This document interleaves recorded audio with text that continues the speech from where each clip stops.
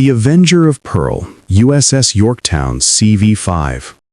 In the vast expanse of the Pacific Ocean, where the horizon stretched endlessly under a relentless sun, the USS Yorktown CV-5 cut through the waves like a predator on the hunt. She was no ordinary ship. She was a floating airfield, a symbol of American innovation and resolve. Launched in the shadow of economic despair during the Great Depression, Yorktown would rise to become the Avenger of Pearl Harbor, her decks launching the aircraft that turned the tide of World War II. This is the story of a carrier that refused to yield, patched together from the brink of destruction, only to deliver a devastating blow at Midway. Through ingenuity, courage, and sheer willpower, Yorktown and her 2,200 men reshaped naval warfare, proving that even in the face of overwhelming odds, determination could rewrite history.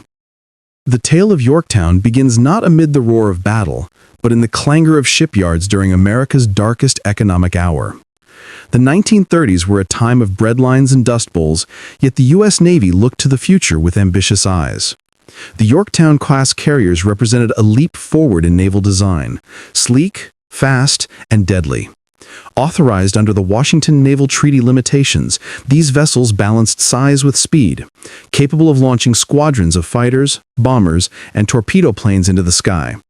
On April 4, 1936, at the Newport News Shipbuilding and Drydock Company in Virginia, the keel of hull number CV-5 was laid. Workers, many grateful for the steady pay amid widespread unemployment, hammered rivets and welded plates with a sense of purpose. They were building more than a warship. They were forging a tool of national defense. Yorktown measured 809 feet from bow to stern, with a beam of 83 feet at the waterline, expanding to 109 feet at her flight deck. Displacing 19,800 tons standard, she was powered by 9 Babcock & Wilcox boilers feeding 4 Parsons-geared turbines, generating 120,000 shaft horsepower. This propelled her through the seas at a blistering 32.5 knots, with a range of 12,500 nautical miles, enough to cross oceans without refueling.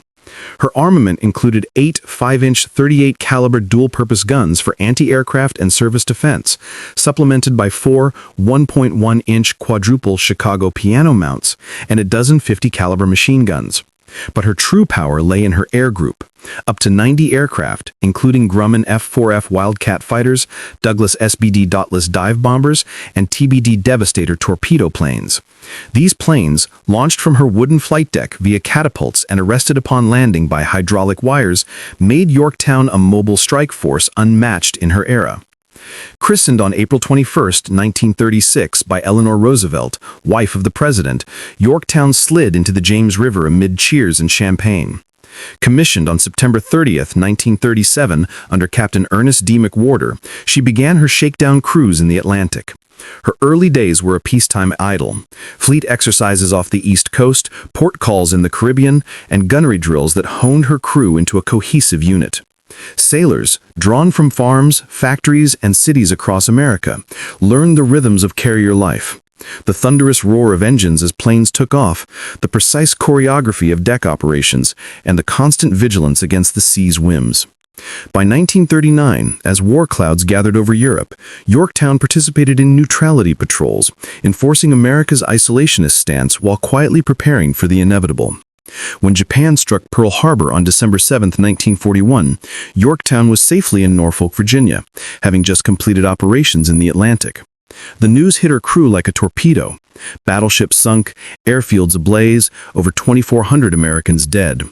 Though spared the direct attack, Yorktown felt the sting of national outrage. "We'll make them pay," muttered Ensign Jack Taylor, a young pilot from Iowa, as the ship steamed west through the Panama Canal to join the Pacific Fleet. Arriving in San Diego on December 30th, she loaded her air group and set sail for Hawaii, her decks buzzing with purpose. The carrier that had patrolled peaceful waters now hungered for vengeance. In the early months of 1942, Yorktown became a raider.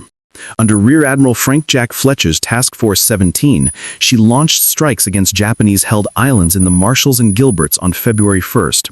Her Dauntless bombers screamed down on Roy Namur, cratering runways and sinking ships in the lagoon.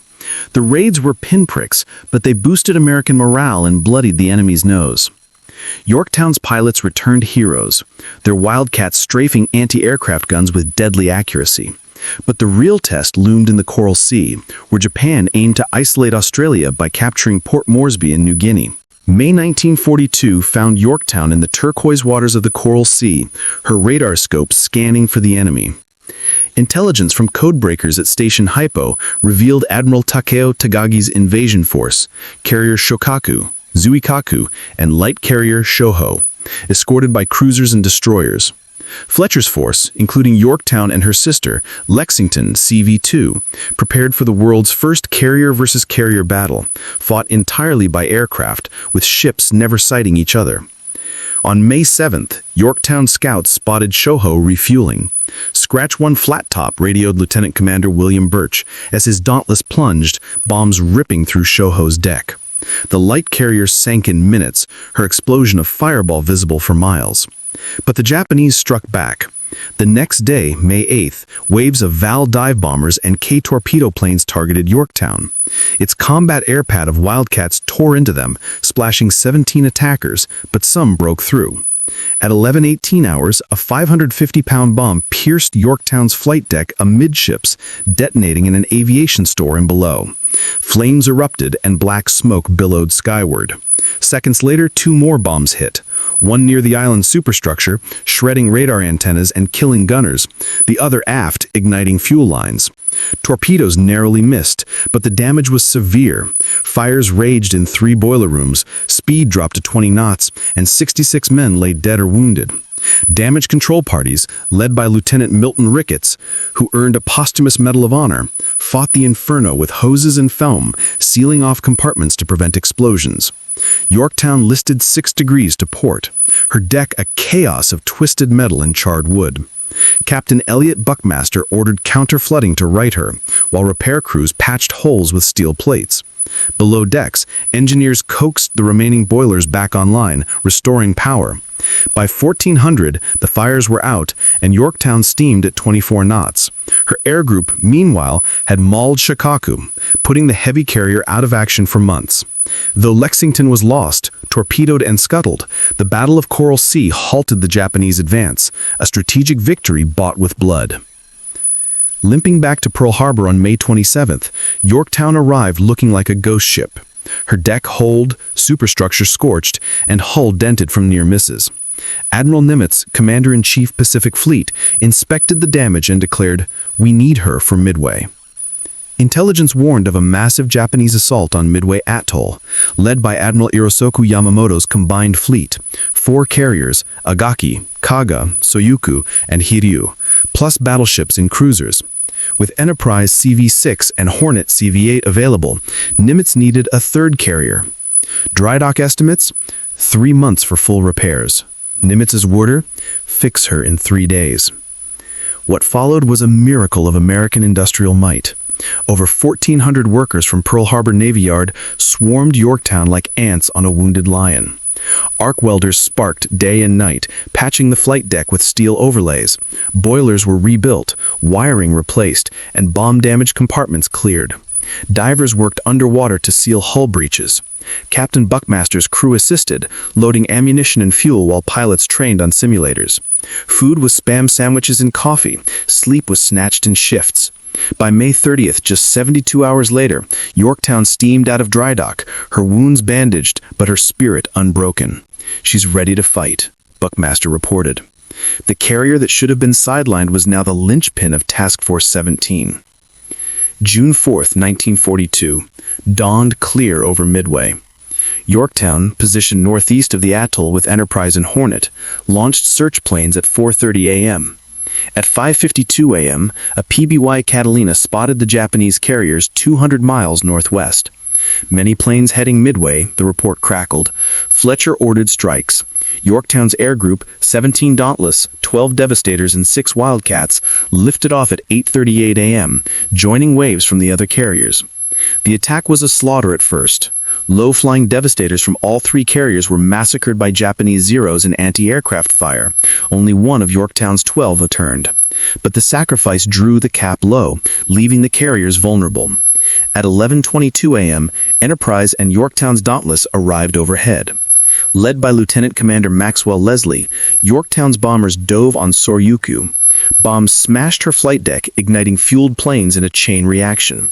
Soryuku burned fiercely, sinking by evening.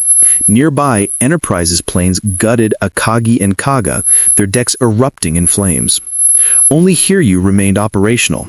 Her scouts found Yorktown at 12:05 RAM and 18 Vals attacked. Yorktown's cap splashed 10, but 8 broke through. At 14:42 RAM, 3 bombs hit. One detonated on the flight deck, another in the stack, and the third in the hangar, starting fires. Damage control teams, battle-hardened from Coral Sea, extinguished them in 20 minutes. Then at 14:42 RAM, 10 Kate torpedo planes struck. 2 torpedoes slammed into her port side, flooding boiler rooms and knocking out power. Yorktown listed 23 degrees, her engines dead. Buckmaster ordered abandoned ship at 1500. Destroyers rescued 1,985 men, leaving the carrier adrift but afloat. From Hiryu, pilots reported Yorktown sinking, but she refused to die. That afternoon, Enterprise's Dauntlesses found and sank Hiryu, avenging Yorktown and ending the Japanese carrier threat. Midway was a decisive victory. 4 enemy carriers lost for the price of 1. Salvage teams reboarded Yorktown on June 5, righting her with pumps and restoring partial power. Towed by the tug Vireo, she made 3 knots toward Pearl Harbor, her crew optimistic. But fate intervened. On June 6, Japanese submarine I-168, evading destroyers, fired 4 torpedoes. 2 hit Yorktown amidships, reopening wounds and flooding engineering spaces. The third struck the destroyer Hammond alongside, sinking her in minutes with heavy loss of life. Yorktown, her hull breached beyond repair, began to settle.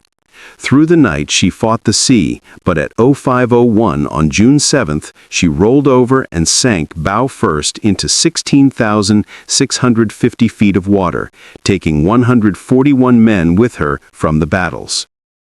News of Yorktown's loss reached America amid jubilation over Midway. She had flown 10,000 sorties, sunk or damaged 8 Japanese ships, and her planes accounted for hundreds of enemy aircraft. Awarded 3 battle stars and the Presidential Unit Citation, Yorktown's legacy endured. Her rapid repair became a case study in naval engineering, inspiring future damage control doctrines. Survivors like pilot Jimmy Thatch, who developed the Thatch-Weave fighter tactic, carried her lessons forward. In 1998, Dr. Robert Ballard's expedition located Yorktown's wreck using side-scan sonar. Images showed her flight deck intact, guns still trained outward, a silent sentinel in the deep. Today, she symbolizes resilience, the carrier that avenged Pearl Harbor, patched from ruin to deliver victory. From her birth in Depression-era shipyards to her death off Midway, Yorktown embodied America's fighting spirit. Her 2,200 men, ordinary Americans turned heroes, proved that ingenuity and courage could defy empires. In naval annals, few ships achieved more in so short a life. USS Yorktown, the Avenger who changed the war.